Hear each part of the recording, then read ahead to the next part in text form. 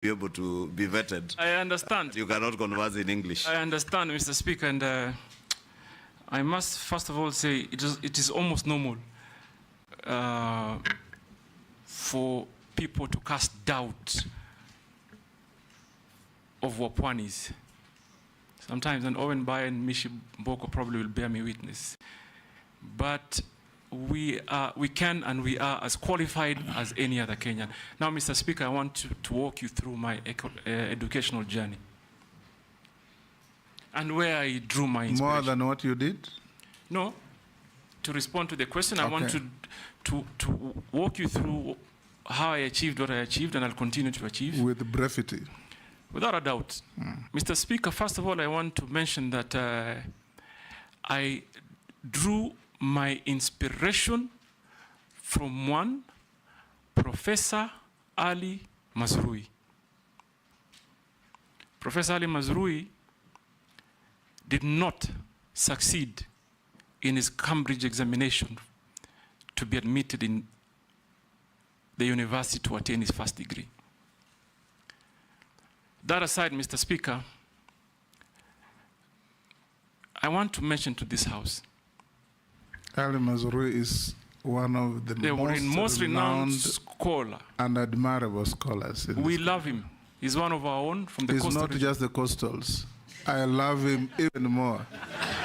I named one of my kids. You must. I named one of my brothers Mazrui. Mr. Speaker, there is absolutely no way you cannot love Ali Mazrui, given his contribution to basically the general well-being of our society. But Mr. Speaker, this is the point. I want Kenyans to know that historical struggles are real. Are real. Someone should never imagine for a minute that if they come from places or spaces of comfort, that there may be a level playing field for everyone. Some of us come from very poor background. Mr. Speaker, if you look at my CV, you will see I actually had to take a break for 1 year, transiting from primary into secondary. Why did I do that?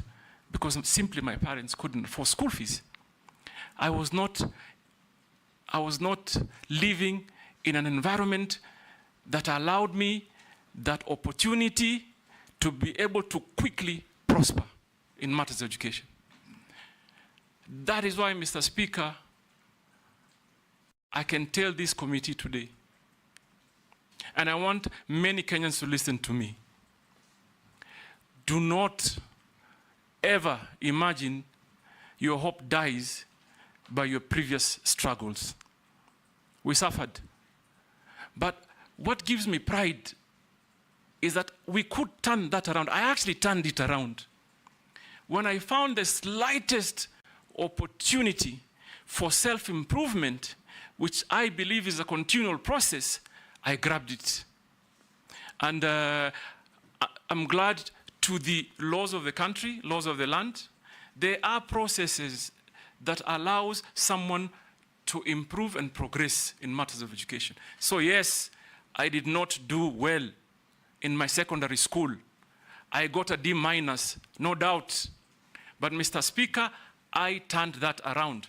Today, as I sit here, I hold 2 degrees that are before you. Mr. Speaker, I am on my pathway to attain a master's degree from the most prestigious university in the world. And that is achieved by determination. Mr. Speaker, I want to tell Junet, Honorable Junet, that first let me begin by telling Honorable Kimani Ichung'wah. Kimani Ichung'wah, I contributed to my own school fees in secondary school. I had an understanding at that time with my principal that he released me earlier than any other student because I needed to go work. And I did. And I contributed. At that point, what was my priority? To conclude KCSE. And I knew deep in my mind that I will always in my life have a chance to further pursue and acquire more knowledge.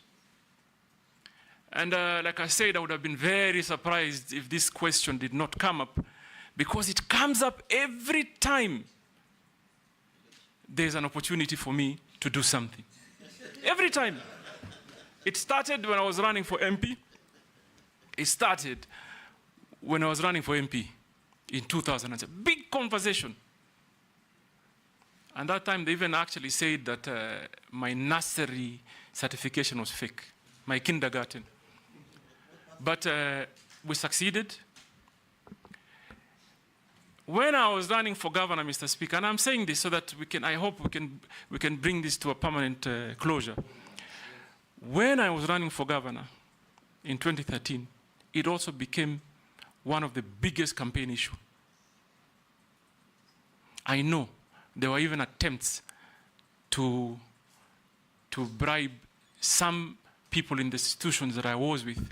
Somebody once told me, someone came to me and told me, Bana, we've been told to suspend your degree, to purport we're undertaking some investigation, just to not to allow me to meet the required timelines to submit my papers. But we overcame that and moved on. Then, Mr. Speaker, you also will remember, because it is a matter of public knowledge, the administration of President Uhuru Kenyatta, particularly the first term, had quite some issues with me. So again, there were those who felt that they may have an opportunity now to permanently remove me from the political equation by dealing with my education credentials. So, Mr. Speaker, I report before this House, there is no government institution, be it Higher Learning Commission, DCI, EACC, even a judicial process that has not investigated my credentials. And I commit before this House. In fact, they should be looking at this space. Probably if we succeed, if you nominate me, and we do well, the next, if I'm approved, the next vetting, you should see a PhD, Mr. Speaker. I'm telling you, watch this space. If I come back here, if God wills, you approve me, we do some real work, better the lives of the Kenyan people, you'll call me Dr. Hassan at Joho the next one, sir. Mr. Speaker, on the other matters. Hold that. What was the outcome of the judicial challenge on your papers? Mr. Speaker, they lost. And I actually know who sponsored the process, but they lost. You cannot take what is rightfully mine. It's as simple as that. Go on and answer the other questions. So they lost. And I know, unfortunately, there's an old man there in Mombasa, an 82 old man who keeps sponsoring people to pursue the, and I'm sure probably... Focus on your suitability. Mr. Speaker, yes. I want to answer the question by Honorable Kimani Ichung'wah on the blue economy. And I want to combine it with maritime affairs. And I like the fact that you particularly picked on the job opportunities. Mr. Speaker, this ministry is a wealth creation ministry. This ministry is a great employment creation ministry. Now, just to give you some statistics, today, the global demand on seafarers is almost at 1.9 million. We in Kenya are contributing barely 0.2%. So out of, basically what I'm saying is out of the 1.9 million, we have just about 4,000 Kenyans that are getting into the industry by way of employment. Now, what are we going to do to change that? Number one, we must redesign our training program to fit into the demand of that opportunity. And I know there's quite some work that was done previously and continues to be done, but we may need to have a conversation. And if approved, I'm going to be running back quickly to this august house to engage honorable members on realigning the policies around training to be able to fit the demands. And I pick particular example. If you train someone to board a vessel, how you earn or how you get opportunity to be employed is almost similar to that of a pilot.